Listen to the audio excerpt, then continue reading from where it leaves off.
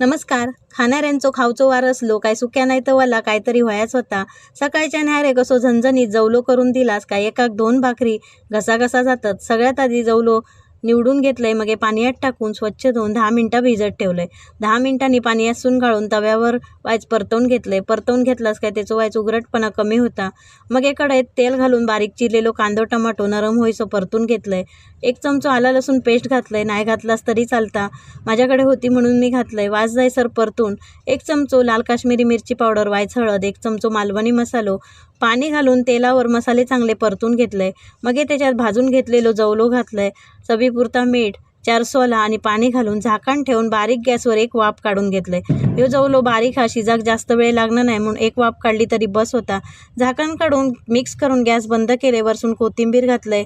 मस्तपैकी झणझणीत असो जवलो तयार झालो. गरम गरम तांदळाची भाकरी आणि जवलो. तुम्ही ह्या जवल्याक काय म्हणता?